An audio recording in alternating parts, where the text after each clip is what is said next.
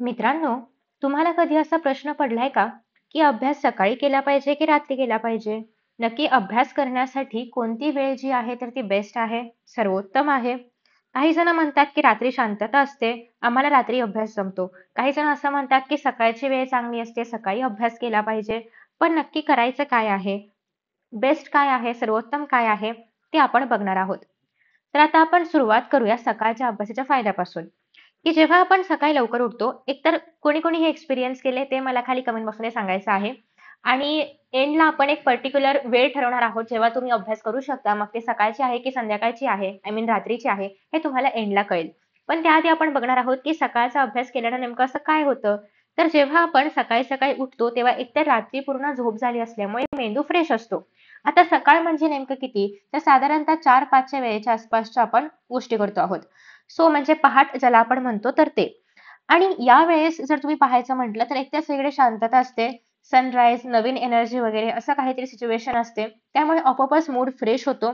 तुम्हाला जर हे माहिती असेल तर सकाळचा जो काही प्रकाश आहे किंवा सकाळचं जे वातावरण आहे, त्या वातावरणामध्ये मेंदू आपला सेरोटोनिन हे हार्मोन रिलीज करतो. आणि सेरोटोनिन रिस्पॉन्सिबल आहे आपल्या मूडसाठी. आणि त्यामुळेच आपण असं म्हणतो की सकाळी-सकाळी मूड आपला फ्रेश असतो आणि जे पण अवघड काम आहे, जे पण किचकट काम आहे, जे पण पाठांतराचं वगैरे काम आहे, रट्टा वगैरे मारायचं काम आहे किंवा कॉन्सेप्ट समजून घ्यायचे आहेत, हे सगळं काम जे आहे तर ते आपण सकाळच्या वेळेमध्ये केलं तर ते जास्त प्रभावी होतं.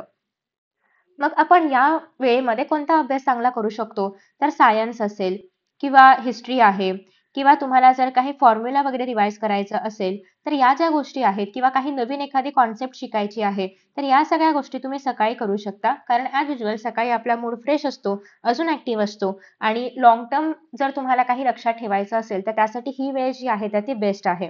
सो हे झाले सकाळी उठून अभ्यास करण्याचे फायदे.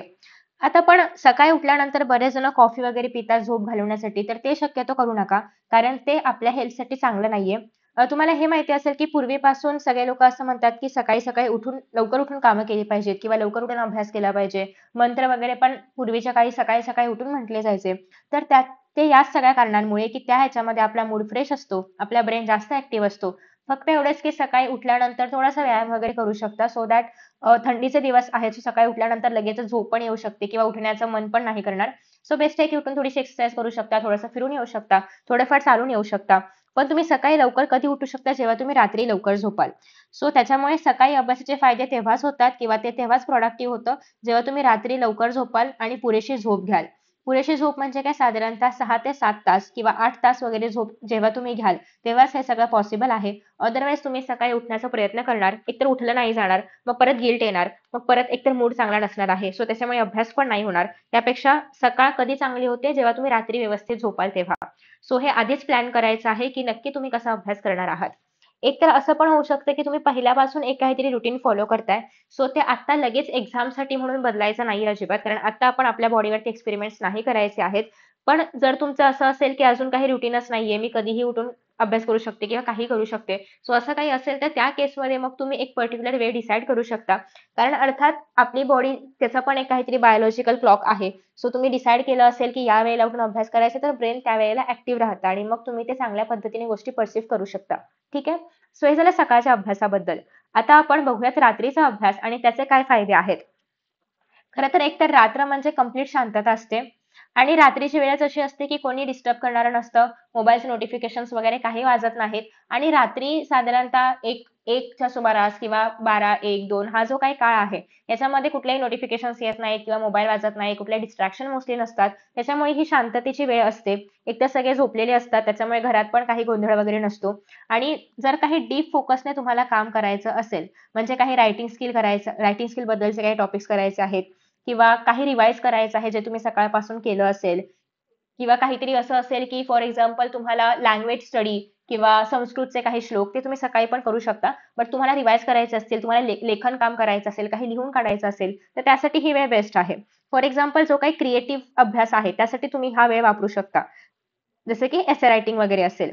सो हे सगळं जे आहे ते तुम्हाला रात्रीच्या वेळेमध्ये जास्त जमू शकतं. पण रात्री जागरण करण्याचे खूप सारे तोटे असे आहेत. एक तर पहिली गोष्ट म्हणजे आपली बॉडी जी आहे तर ती डिझाइन नाहीये या सगळ्या गोष्टींसाठी.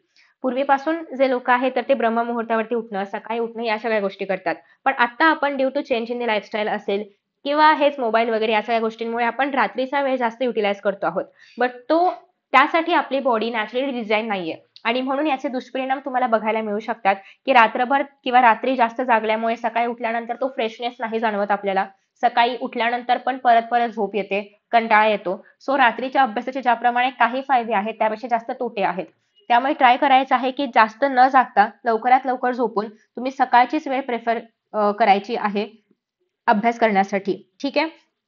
सो नो डाऊट की कधी कधी तुम्ही रात्री जागू शकता, एक्झामसाठी जागताय वगैरे ते ठीक आहे, पण याची सवय लागू देऊ नका, कारण हे बॉडीसाठी इतकं एफिशियंट नाहीये. आफ्टर दॅट नेक्स्ट आहे की नक्की आता तुम्हाला असा प्रश्न पडला असेल की मग नक्की काय करायचं, सकाळचा वेळ अभ्यास करायचा की रात्रीच्या वेळेसाठी अभ्यास म्हणजे रात्रीच्या वेळी अभ्यास करायचा आहे. तर एक तर तुमच्या बॉडीचा क्लॉक जाणून घ्या. म्हणजे असं पण होऊ शकतं की एक लॉंग टर्म साठी तुम्ही ऑलरेडी रात्री जागून अभ्यास करताय किंवा लॉंग टर्म साठी तुम्ही ऑलरेडी सकाळी उठून अभ्यास करताय, तर प्लीज ते चेंज करू नका, कारण ऑलरेडी बॉडीला ती सवय झालेली आहे. खरं तर कुठलाही टाइम असा परफेक्ट टाइम नसतो. आपण असं डिसाईड पण नाही करू शकत की हा वेळ परफेक्ट आहे, या वेळातच मी अभ्यास करणार, असं काही नसतं. पण तुम्ही एक प्रोडक्टिव्ह टाइम जो आहे तर तो आयडेंटिफाय करू शकता आणि त्याच टाइममध्ये तुम्ही कन्सिस्टंटली अभ्यास करू शकता आणि मग तो तुमचा परफेक्ट टाइम बनू शकेल. फॉर एक्झाम्पल असं होऊ शकतं की दुपारी किंवा इव्हनिंग या पण वेळेमध्ये असं होतं की मी चांगला अभ्यास करू शकते किंवा या वेळेमध्ये मी जे काही पाठांतर करेल ते माझ्या लक्षात राहते.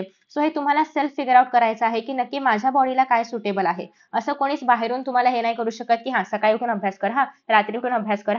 त्यापेक्षा बेस्ट आहे की तुम्ही स्वतः फिगर आउट करा की तुमच्या बॉडीला काय सुटेबल आहे.